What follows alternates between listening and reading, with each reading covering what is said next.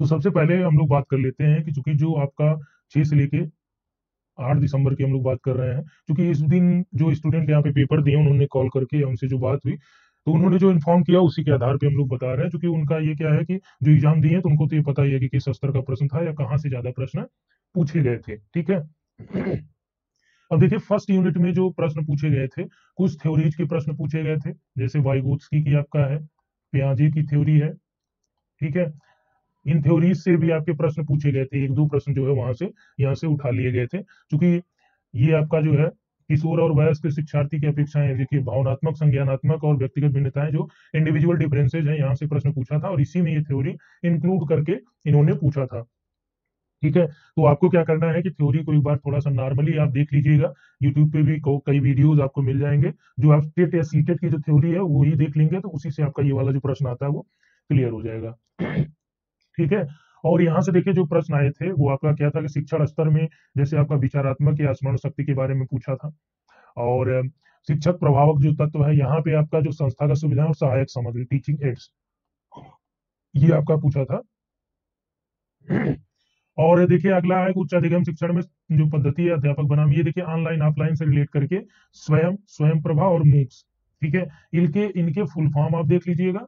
और इसके अलावा आपको क्या देखना है कि जो चैनल्स हैं इनके, ठीक है, कितने चैनल्स हैं, कब चालू किया गया, क्या कैसे, थोड़ा सा इतिहास में आप चले जाइएगा, उसको देख लीजिएगा इनके बारे में। क्योंकि जो फर्स्ट डे आपका एग्जाम हुआ था 6 को, यदि हम लोग बात करें तो 6 तारीख को जो पेपर हुआ था वहां पे आपका जो फर्स्ट पेपर पूछा गया था वो उतना कठिन नहीं था। ठीक है। यानी कि मीडियम लेवल के क्वेश्चंस वहां पे पूछे गए थे। लेकिन जैसे जैसे आपका पेपर होता जा रहा है तो जो स्तर है फर्स्ट पेपर का वो थोड़ा बढ़ा रहे हैं। अब चूंकि आप जानते हैं कि जो अभी एनटीए का पैटर्न है, इसमें आपका 3 टाइप के प्रश्न पूछे जा रहे हैं। पहला एक कि वन लाइनर टाइप के, जिसमें बहुविकल्पी वाले जो वन लाइनर है। ठीक है। दूसरा मीडियम लेवल का, और तीसरा ब्रॉड यानी विश्लेषणात्मक प्रश्न पूछे जा रहे हैं। जैसे यहाँ पे जो आपका मूल्यांकन प्रणाली में मान लीजिए पूछ दिया कि सीबीसीएस जो चॉइस बेस्ड क्रेडिट सिस्टम है, इसमें पूछ दिया कि सीबीसीएस के बारे में सत्य है। ठीक है। या सीबीसीएस के बारे में सत्य कथन निम्न में से एक नंबर बना दिया, दो बनाया, तीन बनाया, चार बनाया, पांच, छह।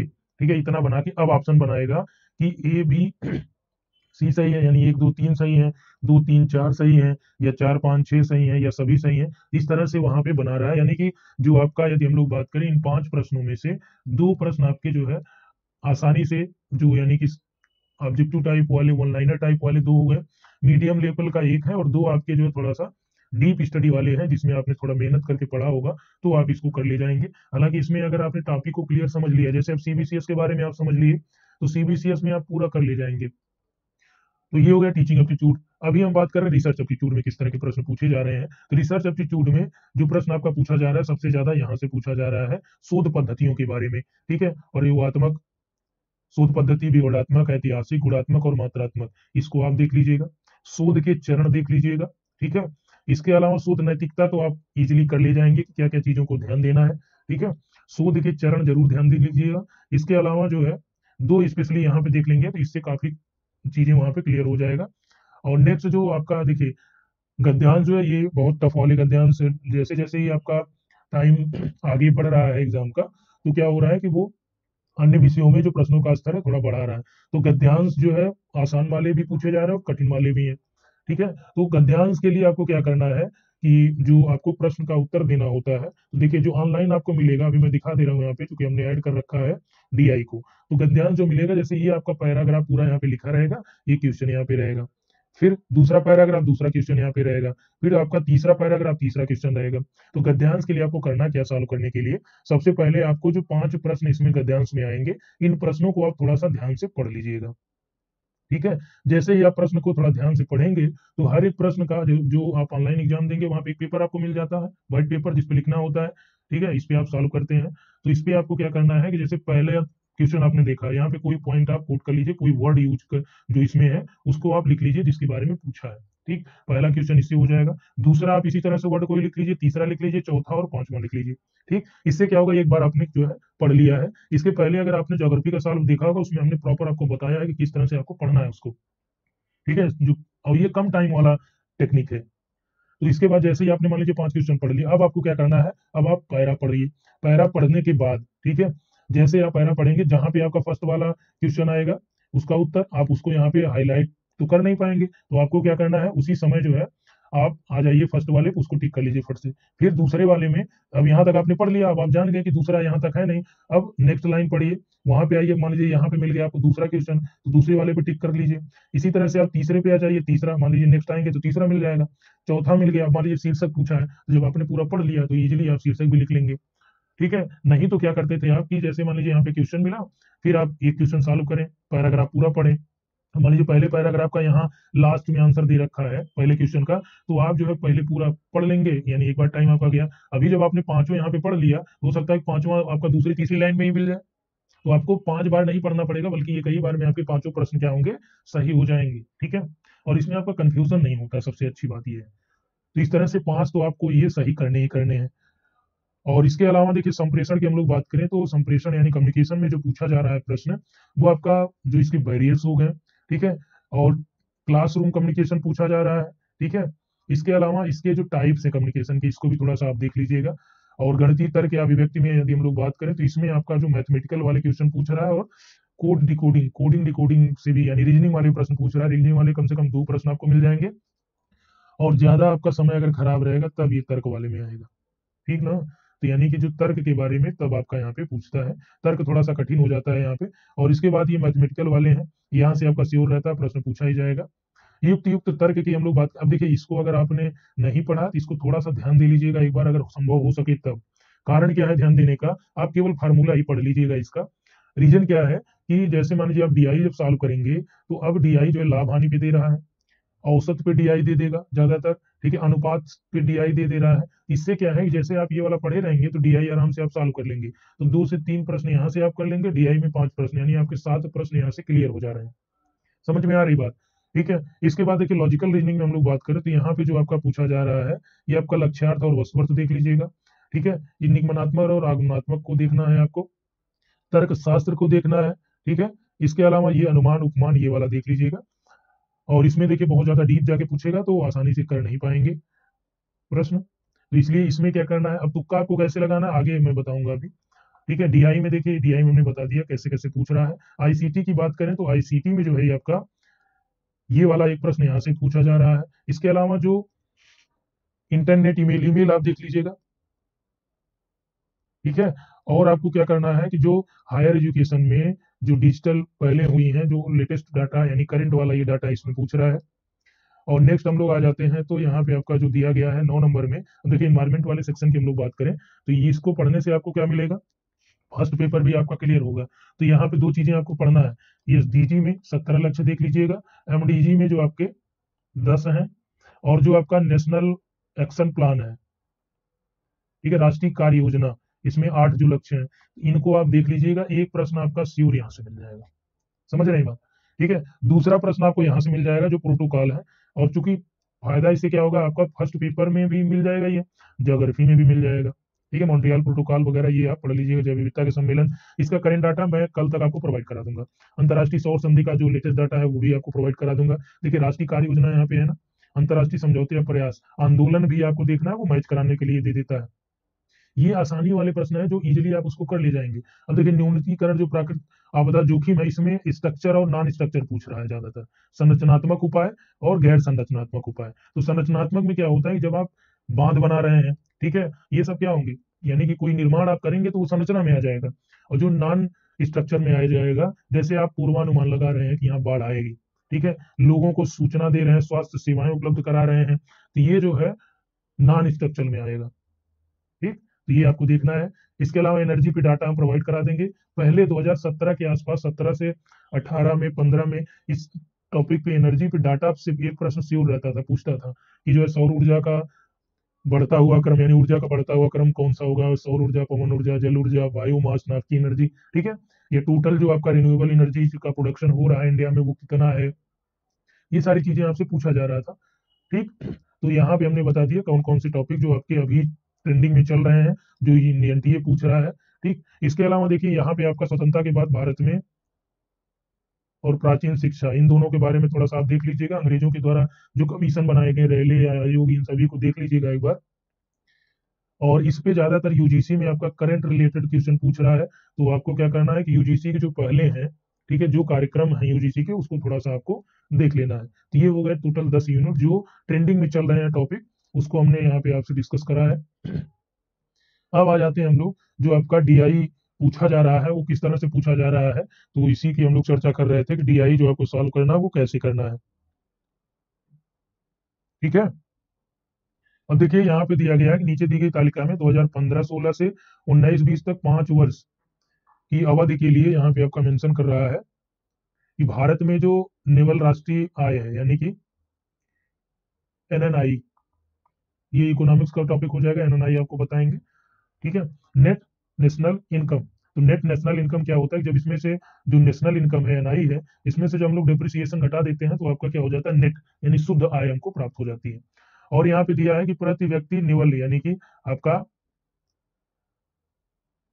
1000 में दिया ड्यूरिंग 5 ईयर पीरियड, ये net national income in lakh crore, and per capita जो आपका एनएनआई पर कैपिटा है यानी पीसी है, प्रति व्यक्ति है, वो आपका 1000 में दर्शाई गई है। अब इसके आंसर आपको देने 15-16 में इतना है। ठीक है, ये नेवल राष्ट्रीय आय है लाख करोड़ में, ये आपका प्रति व्यक्ति उत्पादन है यानी नेशनल इनकम है।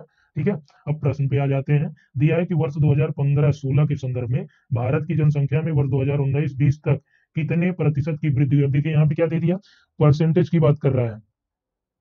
ठीक ना, तो परसेंटेज निकालने के लिए आपको क्या करना पड़ेगा कि सबसे पहले यहाँ पे कह रहा है कि 2015-16 के संदर्भ में और 2019-20 के बारे में पूछ रहा है, तो सबसे पहले आपको यहाँ पे निकालना है कि 2015-16 में जो टोटल पॉपुलेशन थी वो कितनी थी।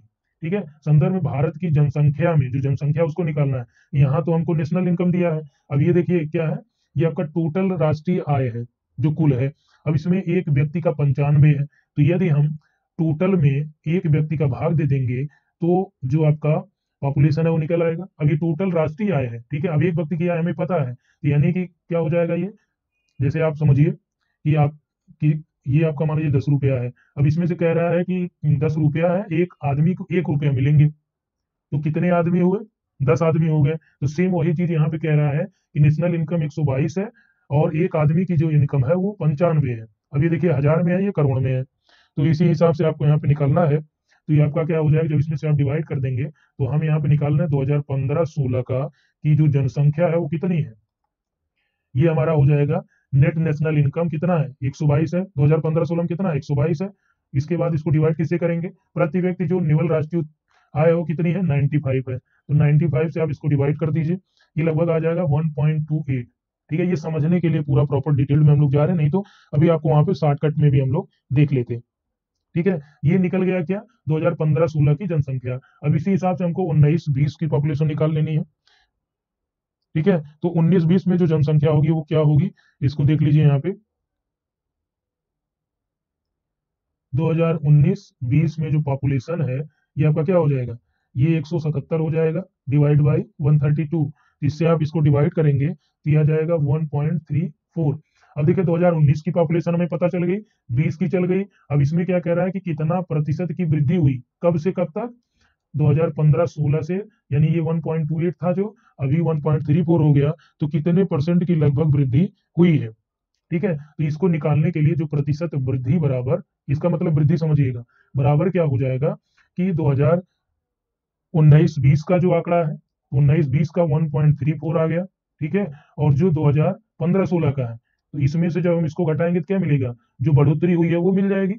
ठीक है, अब प्रतिशत बढ़ोतरी निकालने के लिए हमें क्या करना पड़ेगा कि जो 15-16 है, 15-16 के संदर्भ में ही निकालना है ना, तो जैसे अब मान लीजिए यहाँ पे कहता है 19-20 के संदर्भ में निकालना है, तब यहाँ पे ये बटा हो, बट इसका जो डिवाइड होता है 1.34 से होता है, लेकिन 15-16 से कह रहा है, तो हम 15-16 का जो पॉपुलेशन निकाले हैं 1.28 निकाले हैं, और परसेंटेज निकालना है तो 100 से गुणा करेंगे। ठीक है, इसको इसमें से आप घटा देंगे और ये आपका 1.28 हो जाएगा। तो यहाँ पे देखिए घटाइए, इसको कितना जाएगा, 14 में से आपका 8 गया, कितना हो गया, 6 हो जाएगा, यहाँ पे 2 बचा।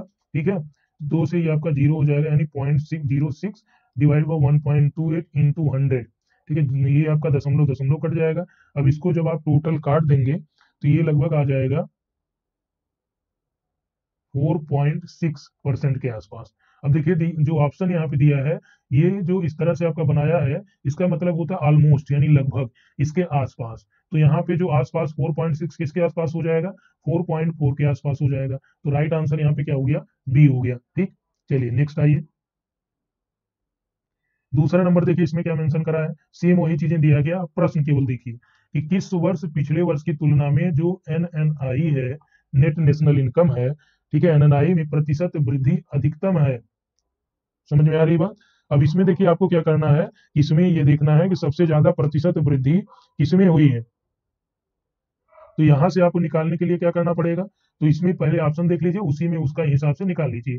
19-20 आपको निकालना है, यानी ये वाला देखना है, और 18-19 देखना है, ये वाला देखना है, 17-18 देखना है, ये देखना है, और 16-17 ये देखना है, यानी यही चारों आपका देखना है, 15-16 आपको नहीं देखना है। ठीक ना, 15-16 आपको क्या करना है, नहीं देखना है।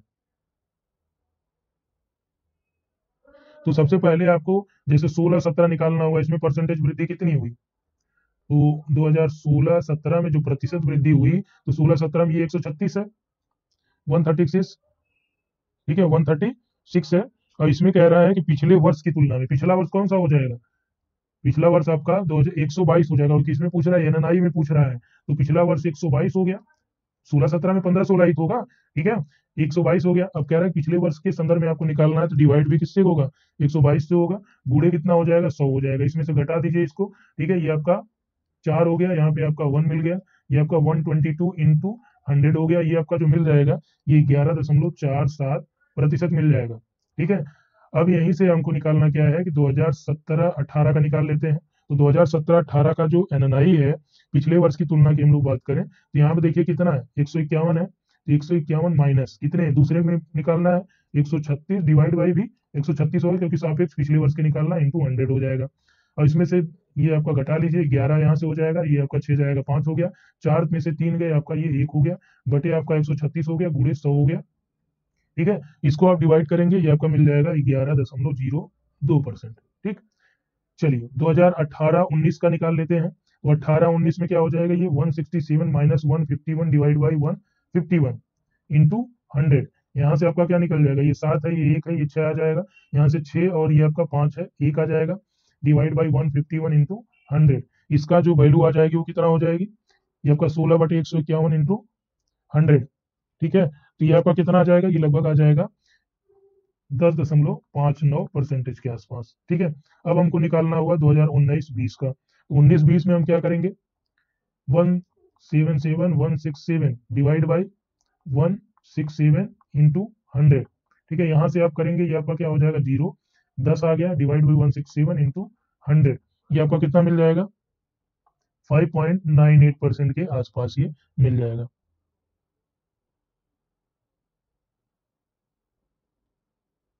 ठीक। तो ये आपका क्लियर हो गया। अब यहां से देखिए सबसे ज्यादा जो वृद्धि हुई किसमें हुई, अब इसके लिए आप एक और तरीका अपना सकते थे। पहला ये कि आप ये देख लीजिए कि पहले इसमें बढ़ोतरी किसमें हुई है, ठीक है, तो सबसे कम के हिसाब से और सबसे कम में डिवाइड किसको करना है, क्योंकि जब हम नीचे जो है, जैसे यहाँ पे 122 है, यहाँ 136 है, यहाँ भी, यहाँ आपका 151 है, यहाँ 167 है, तो जब भी आप कम अंक से डिवाइड करेंगे तो जो मान आएगा वो क्या होगा, ज्यादा आएगा, क्योंकि यहाँ पे 122 से डिवाइड करना पड़ रहा है, और सब में यहाँ 136 से हो गया, जबकि अंतर जो है यहाँ पे 14 है, यहाँ पे क्या आ गया, 16 आया, यहाँ पे 15 आया, यहाँ पे 10 आया, तो बहुत डिफरेंस नहीं है। अगर इसके अंतराल में ज्यादा डिफरेंस होता, ज्यादा बड़ा, अब देखिए मान लीजिए यहाँ पे ये होता लगभग 70-80 के आसपास आ जाता, तब आप जो है यहाँ पे दिमाग लगा सकते थे, अलग से पूरा सॉल्व करते। अभी क्या है कि आप यहाँ से सॉल्व करेंगे, तो इसमें 11.47, 16-17 किसमें मिल गया, डी ऑप्शन, ठीक है ना। इसी तरह से आपको लगाना, इसीलिए हम इतना डिटेल में आपको यहाँ पे बता रहे हैं। नेक्स्ट देख लीजिए, दिया है कि what percentage increase in per capita national income during 5 year, 15-16 से 19-20 में, कह रहा है कि 5 वर्ष में 15-16 से लेकर 19-20 तक प्रति व्यक्ति जो एन आई है पर कैपिटा में, इसमें कितने प्रतिशत की वृद्धि हुई। अभी आपने क्या निकाला था पहला प्रश्न में, कि जो नेशनल इनकम है उसमें कितनी ग्रोथ हुई, अभी हम लोग किसमें निकाल रहे हैं, प्रति व्यक्ति आय में ग्रोथ निकाल रहे हैं। तो प्रति व्यक्ति आय यहाँ पे कितना है, 95 है, अभी यहाँ पे कितना 19-20 में 132 है, ठीक है। तो 2015 से लेके 16, अब देखिए यहाँ पे एग्जैक्ट क्या निकाला जाए, राष्ट्रीय आय ही, तो जनसंख्या है नहीं, तो हमको पॉपुलेशन का यहाँ पे जाना ही नहीं है, केवल आय का पूछ रहा है। तो 2016-17 से लेके 19-20 के बारे में पूछ रहा है, नेशनल आय में कितनी वृद्धि हुई प्रति व्यक्ति में। तो प्रति व्यक्ति में जो वृद्धि हुई यहाँ पे आपका कितना 132 हो गया, और यहाँ पे कितना है 95 है, ठीक है। किसके संदर्भ में निकालना है, 95 के संदर्भ में, यानी 15-16 के संदर्भ में निकालेंगे तभी तो वृद्धि पता चलेगी। तो यहाँ पे 95 से डिवाइड कर लीजिए और 100 का गुणा कर लीजिए, क्योंकि प्रतिशत में निकाल रहे हैं। ठीक है, यहाँ पे आपका ये 7 आ जाएगा, 12 में से 5 गए। ठीक है, यहाँ पे आपका 2 है, ये आपका हो जाएगा 12, यहाँ पे आपका 9 3 12 हो जाएगा। ठीक, और ये आपका 95 इंटू 100 हो जाएगा। अब यहाँ से इसको हम डिवाइड करेंगे कि लगभग 38.95% के आसपास आएगा, 94 के आसपास आएगा।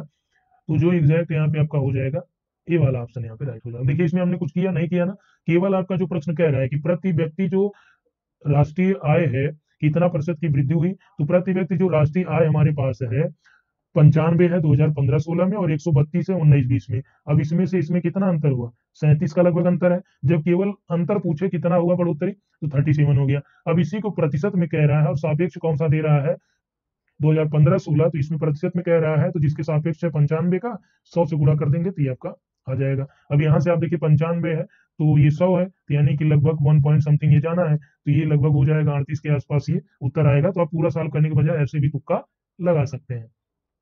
ये क्लियर हो गया। चलिए नेक्स्ट क्वेश्चन आ जाते हैं। नेक्स्ट यहाँ पे जो मेंशन करा गया है, इसमें दिया है कि यह मानते हुए कि वर्ष 2019-20 के बाद प्रति व्यक्ति नेवल राष्ट्रीय आय में वृद्धि 15-16 से 19-20 की अवधि की औसत वार्षिक वृद्धि दर के बराबर होती है, तो वर्ष 2020-21 के अंत में इसका मान कितना होगा। ठीक है, किसकी बात कर रहा है ये, प्रति व्यक्ति राष्ट्रीय उत्पाद की राष्ट्रीय आय की बात कर रहा है। कि अभी मान लीजिए कि 2019-20 तक जो ट्रेंड चल रहा है, ठीक है, यही 3% वृद्धि दर का रहा, तो 19-20 में स्थिति क्या होगी। ठीक है, तो इसको निकालने के लिए सबसे पहले हमको क्या निकालना पड़ेगा कि देखिए यहाँ पे क्या कह रहा है कि 2015-16 से 19-20 तक, तो 15-16 से लेके 19-20 तक जो ट्रेंड है पहले हम उसको निकालेंगे। तो 2015-16 का जो प्रतिशत वृद्धि हो कितना हो जाएगा, यहाँ पे आपका, यहाँ पे देखिए 15-16 से 19-20 तक यहाँ पे कह रहा है, तो 15-16 में तो प्रतिशत वृद्धि निकलेगी नहीं।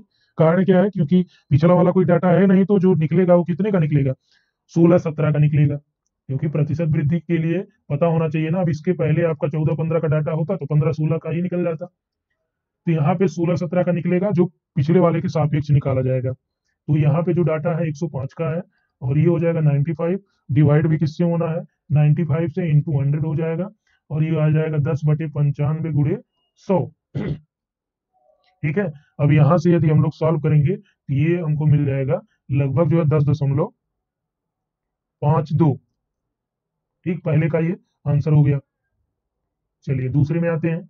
अब यहाँ पे हम लोग 2017-18 का निकालेंगे परसेंटेज वृद्धि।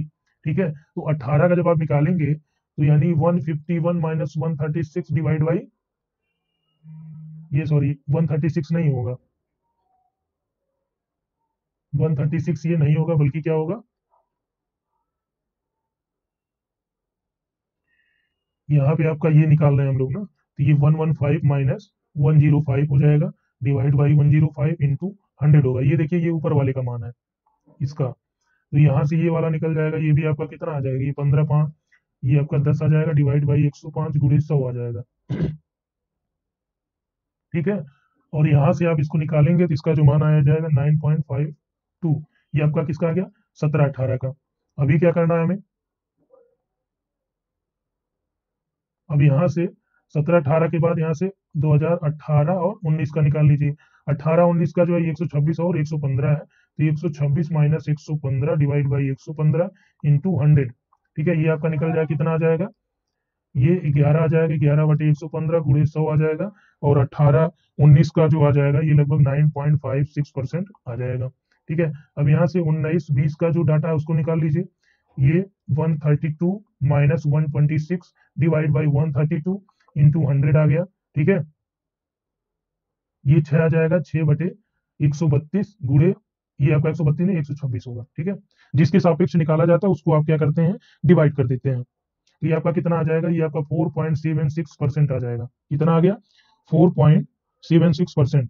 ठीक है, ये तो निकला क्या, जो अलग अलग टाइम पे ग्रोथ हुआ है। अभी क्या यहाँ पे कह रहा है 19-20 की अवधि की औसत वार्षिक वृद्धि दर प्रतिशत के बराबर है। अब औसत वार्षिक वृद्धि दर कैसे निकलेगी, तो औसत निकालने के लिए जो टोटल है हमारे पास 10.52 है, ठीक है, 9.52 है, और क्या है, यहाँ पे आपका 9.56 है, और क्या है आपके पास 4.76 है। तो औसत निकालने के लिए जितना है, ये दो दो चार है, ठीक है। तो 4 से आप क्या करेंगे, यहाँ पे डिवाइड कर देंगे। ये मान कितना आ जाएगा आपका, ये मान आ जाएगा आपका 8.59, ठीक। तो इसलिए अब यहाँ पे जो निकालना होगा कि 2020-21 के अंत में जो इसका मान क्या निकल के आएगा, यहाँ पे इसको थोड़ा सा चेंज कर देते हैं, इसको पूरा ध्यान से समझिएगा। जो अब हमको क्या निकालना है कि जो 20-21 है उसका मान कैसे निकलेगा, उसका मान जो पिछला वाला है उससे निकलेगा। पिछला वाला कौन सा 19-20 का है, तो 19-20 का 132 इंटू क्या निकला है, जो औसत यहाँ पे कह रहा है, ठीक है। औसत से हम क्या करेंगे, गुणा करेंगे 8.59, डिवाइड किससे करेंगे, डिवाइड आपका 100 से करेंगे, तभी जो है इसका मूल्य निकल के आएगा, क्योंकि ये हमको क्या दिया है, परसेंटेज में आया है, ठीक है। 132 इंटू 8.59 डिवाइड बाई 100। अब यहाँ पे जो हमें मिला ये मिल गया, कितना प्रतिशत का ग्रोथ हो रहा है, 11.34 का, जो पिछले से अब तक का ये ग्रोथ होगा, क्योंकि ग्रोथ रेट की बात क्या कर रहा है कि औसत है 8.59 का, जो इसका टोटल का औसत निकल रहा है। तो अभी हमारे पास इसका ग्रोथ रेट मिल गया है, ठीक है। अब क्या करना है कि अब जो आपका 132 है, अब आगे वाली जो रेशियो बनेगी क्या बनेगी, ये यही नहीं कह रहा है कि औसत वृद्धि दर बराबर है, तो जो आगे वाली रेशियो बनेगी, यहाँ पे आपका जो नेक्स्ट वाला पर कैपिटा इनकम बन जाएगा, ये आपका 132 प्लस ये आपका निकला कितना है 11.34, इसमें आप जोड़ दीजिए, ये कितना आ जाएगा, ये 143.34 आ जाएगा, और यही आपका उत्तर होगा। इसमें देखिए ऑप्शन जो आपका डी राइट हो जाएगा। तो यही निकालना था बस। अब इतना ज्यादा जैसे जो कैलकुलेशन हमने करा है, तो जब आप उसमें करेंगे तो आप फटाफट जो है इसमें पूरा लिखेंगे तो है नहीं, आप अपने अकॉर्डिंग कर सकते हैं, ठीक। अब आते हैं लास्ट वाले प्रश्न पे, जो डीआई का इस सेक्शन का लास्ट है। इसके बाद हम डीआई और कराएंगे, आपको 12 का एग्जाम आपका है, तो 12 से पहले कई डीआई कराएंगे ताकि ये वाला कवर हो जाए। अब देखिए यहाँ पे अभी औसत भी यहाँ से हो गया समझ में आपको, ठीक है। परसेंटेज वृद्धि कैसे निकाली जाती है वो भी आप समझ गए। अब दिया है कि प्रतिवर्ष प्रति व्यक्ति औसत निवल राष्ट्रीय आय क्या है, प्रतिवर्ष प्रति व्यक्ति जो औसत निवल राष्ट्रीय आय है वो क्या है। तो यहाँ पे क्या करना है कि औसत एन एन आई निकालनी है, किसकी, जो प्रति व्यक्ति वाला है। तो प्रति व्यक्ति की जो औसत एन एन आई निकालनी है, उसके लिए जो इनकी राष्ट्रीय आय है सबका योग करेंगे, जितनी बार है ये उससे डिवाइड कर देंगे, तो हमारा औसत निकल आएगा, जैसे अभी पिछला आपने करा था औसत। अभी हमारे पास कितना कौन सा मिला, 95 है, ये सेम यही है पूरा। 105 है अपने पास, 115 है, 126 है, 132 है, सबको जोड़ लीजिए, कितनी बार है, ये 5 बार है, 5 से डिवाइड कर लीजिए, ये टोटल जो आपका कट के आएगा ये 114.6 हजार में आ जाएगा, ठीक है। यानी 114.6 आपका जो इनकी औसत प्रति व्यक्ति राष्ट्रीय आय वो कितना है, 114.6 है, ठीक है। इतने में आप क्लियर हो गए होंगे कि डीआई कैसे सॉल्व करना है, किस तरह से आपसे प्रश्न पूछे जा रहे हैं। लेकिन नेक्स्ट जो हम लोग देखेंगे ना, इसमें आपका ये पूरा लाभ हानि पे हमने कर रखा है कि लाभ से आपका क्या होगा, लाभ परसेंटेज भी पता चल जाएगा कैसे निकाला जाता है, प्रॉफिट लॉस पूरा। इसी तरह से लगभग 4-5 डीआई आपको करा देंगे एग्जाम से पहले, तो उसी में आपका प्रश्न आ जाएगा, और उसी से आप 5 तो श्योर कर ले जाएंगे। अगर जो चीजें मैं बता रहा हूँ बस यही करना है, एक्स्ट्रा आपको कुछ नहीं करना है, ठीक है। तो इतना आपका क्लियर हो गया। और इसके अलावा आईसीटी के कुछ आपको संक्षिप्त यानी कि जो एब्रिविएशन है, जैसे आपका मूक्स हो गया, इसका भी फुल फॉर्म स्वयं स्वयं प्रभा का, ठीक है। इन सारे का फुल फॉर्म आपको ध्यान देना है, और मैं कोशिश करूंगा इसको आपको भी प्रोवाइड करा दूं। तो इस वीडियो में हम लोग इतना ही बात करेंगे। वीडियो कैसा लगा, सारा कुछ आपको समझ में आया, नहीं समझ में आया, कमेंट भी आप कर सकते हैं। तो अभी नहीं समझ में आए तो भी कोई दिक्कत नहीं, जो दिया गया बस वही आप रख लीजिए। कारण क्या, अभी समय कम है तो इतने में आप समझ पाएंगे भी नहीं। तो जो भी आपका यहाँ पे दिया गया बहुत आसान भाषा में हमने कोशिश करी है, फिर भी इसके बावजूद भी आपको नहीं समझ आता है तो कोई दिक्कत नहीं है। 5 में से कम 3 तो आप सही कर ले जाएंगे। ये औसत वाला जो कहेगा इसको तो आप कर ही ले जाएंगे। यहाँ पे जो औसत देखिए, यहाँ पे दोनों में ध्यान रखना है, ये आपका निवल राष्ट्रीय आय है, ये आपका कौन सा प्रति व्यक्ति है। तो यहाँ पे क्या बोला है, प्रति व्यक्ति बोला था आपको, इसीलिए प्रति व्यक्ति में ही जाना पड़ेगा, ठीक है। तो इस वीडियो में इतना ही, थैंक्स फॉर वॉचिंग।